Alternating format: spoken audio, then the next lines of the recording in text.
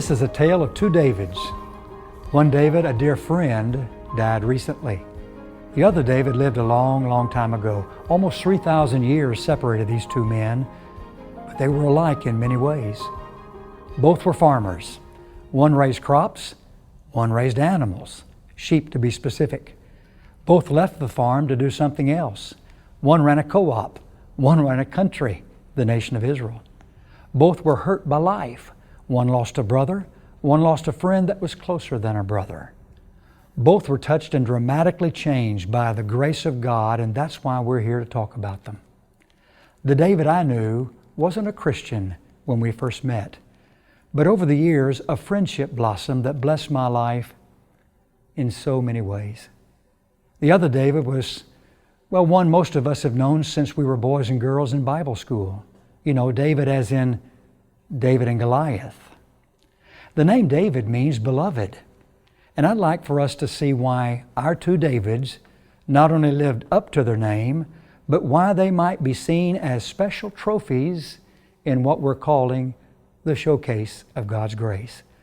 I want you to think with me about their families, their frustrations, their failures, their faith, and their future.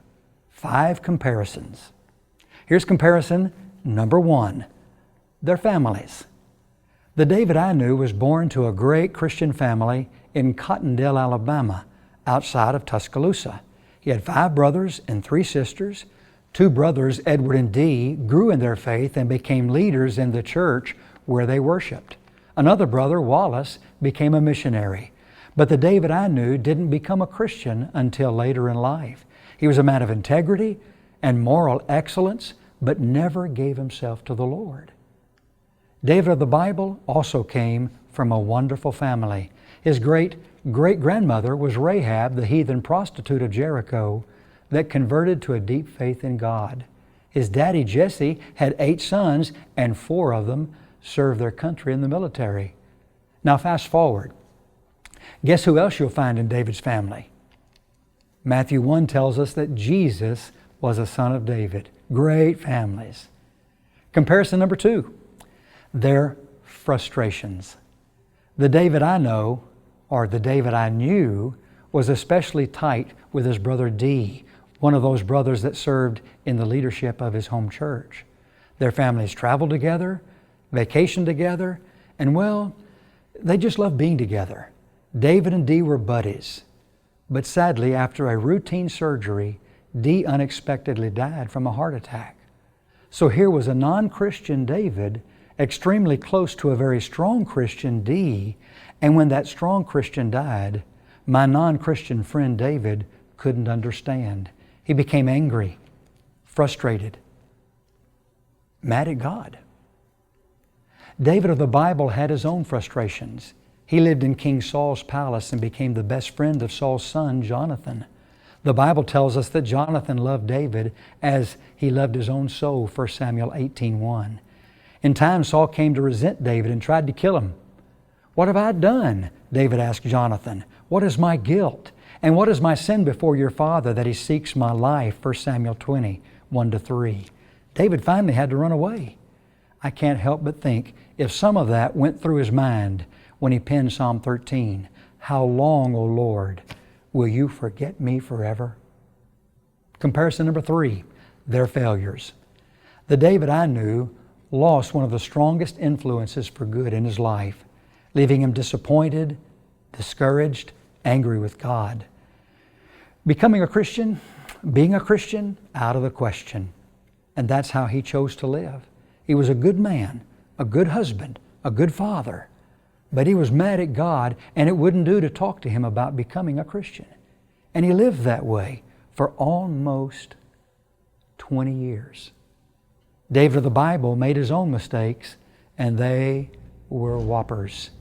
He spied on a beautiful naked woman taking a bath. He called her to his palace, led her into his bedchamber, and well, I don't think I have to spell out the rest. That one-night fling resulted in a pregnancy. And if that's not bad enough, the woman's husband was one of David's best soldiers. The man's name was Uriah. The woman's name was Bathsheba, as in bath, taking a bath, Sheba. I'm sure you know the rest of the story. Uriah was assassinated as a government cover-up, and David tried to hide the whole mess. Comparison number 4, their faith. The David I knew struggled to become a Christian. For 9 years, we would visit and talk about his journey of faith. I made him a promise I'd never push him to become a Christian. With God's patience, one night, I went to visit. I knew he was getting close to making a decision, so I took a piece of baling twine with me. I tied one end of it to a belt loop on my blue jeans and stuck the other end in my pocket. It looked like a watch chain. Remember, he worked at our co-op, and I bought hay from him. That's where the twine came from. Before I left that night, I took the twine. Later, he told me he had seen it and was wondering what it was all about. So I took it and I put it on the den table, and I used it as an illustration. I said, you know, if you push this string across the table, it just bunches up and makes a mess. If you gently pull it, it'll go wherever you choose for it to go. I told him I'd promised not to push him, but I was there to do a little pulling. Within 24 hours, I was blessed to baptize my friend and rejoice in his coming to Jesus. He kept the baling twine, and for years he used it as the bookmark for his Bible. I love that man. David of the Bible also came to God. Listen to his cry in Psalm 51. Have mercy, mercy upon me, O God, according to your loving kindness, loving kindness. According to the multitude of your tender mercies, blot out my transgressions.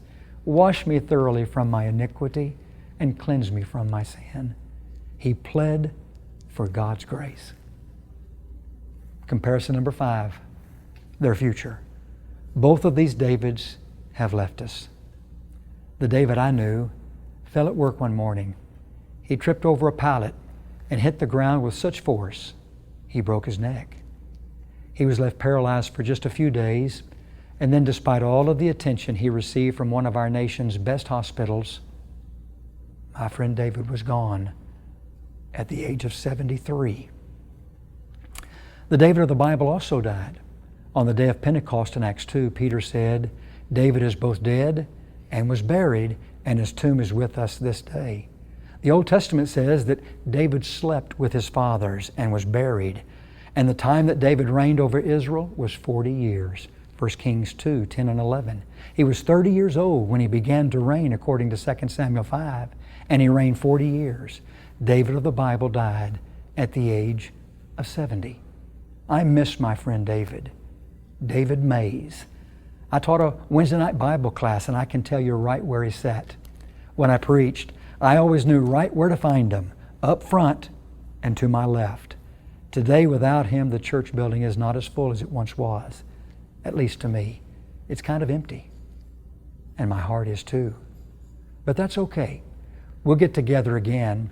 And when that happens, we'll both get to spend some time with the David of the Bible. That's because we've been embraced by the grace of God Almighty. We've been blessed to shout the words of our memory verse from 1 Corinthians 15:10. But by the grace of God, I am what I am.